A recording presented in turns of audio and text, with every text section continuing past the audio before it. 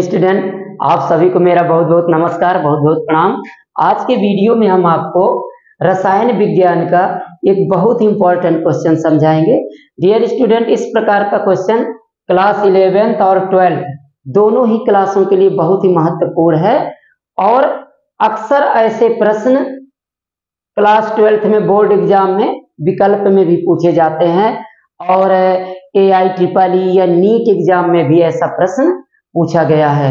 इसके अलावा PGT, TGT जो कंपटीशन एग्जाम है उनमें भी रसायन विज्ञान में ऐसा प्रश्न अक्सर पूछा जाता है। ये बहुत इंपॉर्टेंट प्रश्न है, तो आइए समझते हैं इस प्रश्न को। देखिए इस प्रश्न में क्या कह रहा है, आइए समझते हैं। देखिए प्रश्न में कह रहा है निम्नलिखित अणुओं में प्रत्येक में कितने सिग्मा तथा पाई आबंध होंगे। हमें ये दो अणु दिए गए हैं और प्रश्न में पूछ रहा है, कह रहा है इन अणुओं में यानी प्रत्येक अणु में, इसमें और इसमें, प्रत्येक अणु में कितने सिग्मा और कितने पाई आबंध होंगे। डियर स्टूडेंट, बहुत इंपॉर्टेंट क्वेश्चन है, तो आइए ज्ञात करते हैं। सबसे पहले हम पहले अणु में ज्ञात करते हैं इसमें कितने सिग्मा और कितने पाई आबंध हैं। ओके, हल करते हैं इसको। हम इसकी संरचना को थोड़ा और सरल करेंगे, सरल संरचना बनाएंगे इसके। देखिए कैसे, H single bond C, triple bond C, single bond C, single bond H, double bond CH है, इसके साथ CH है। तो ये जो H है वो कार्बन के साथ में सिंगल बॉन्ड द्वारा जुड़ा है, तो हम उसको इस प्रकार से लिख देते हैं। ऐसे ऊपर लिख दो या फिर नीचे लिख दीजिए, ठीक है। तो इसको हमने इस प्रकार से लिख दिया। अब इसके बाद देखिए ये सिंगल बॉन्ड और ये कार्बन है और इस कार्बन से देखिए 3 हाइड्रोजन जुड़े हुए हैं और तीनों हाइड्रोजन सिंगल बॉन्ड द्वारा जुड़े हैं। इनको हम इस प्रकार से लिख देते हैं H H H। ये इसकी एक सरल संरचना हो गई। अब इसमें हम ज्ञात करेंगे कि कितने सिग्मा और कितने पाई आबंध हैं। डियर स्टूडेंट, अगर सिंगल बॉन्ड है, एक सिंगल बॉन्ड में एक सिग्मा आबंध होता है, डबल बॉन्ड में एक सिग्मा और एक पाई आबंध होता है और ट्रिपल बॉन्ड में एक सिग्मा और 2 पाई आबंध होते हैं। आपको ये याद रखना है, ठीक है, इसको आपको याद रखना है। अब आइए हम इस पे ज्ञात करते हैं कि इस अणु में कितने सिग्मा और कितने पाई आबंध है।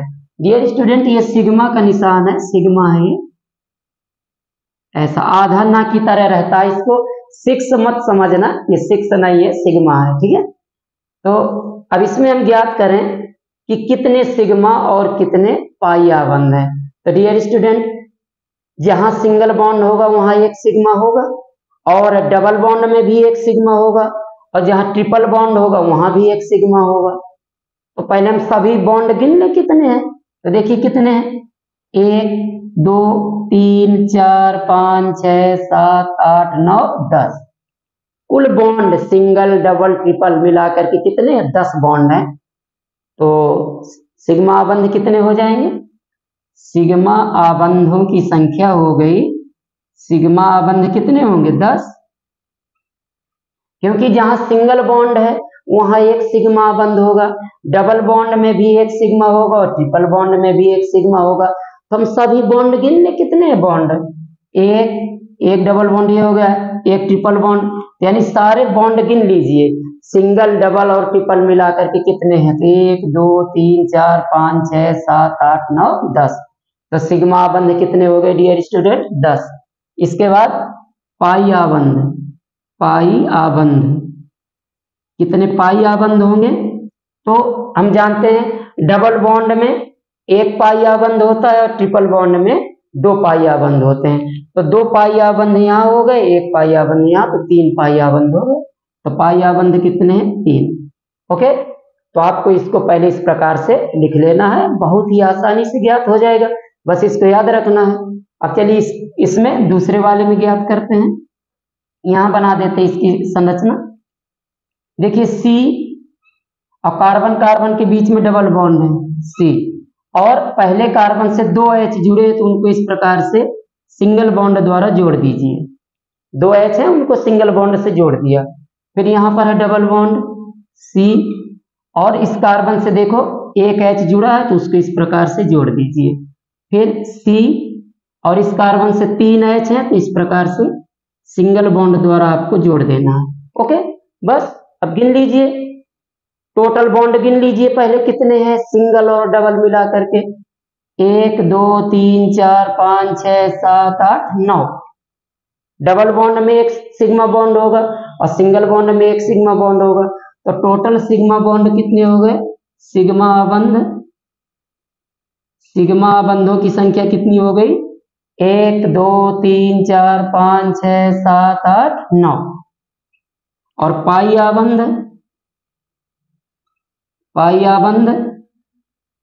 डबल बॉन्ड में एक पाई आबंध होता है, 2 डबल बॉन्ड है तो कितने हो गए? 2 पाई आबंध हो गए। तो डियर स्टूडेंट, ये बहुत ही महत्वपूर्ण क्वेश्चन है और कई बार पूछा गया है कंपटीशन एग्जाम में भी, तो इस प्रकार से आपको इसको हल करना है।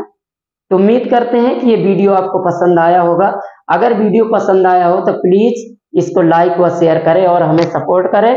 हम आपको प्रतिदिन परीक्षा उपयोगी बहुत ही महत्वपूर्ण क्वेश्चन आपको समझाएंगे। धन्यवाद।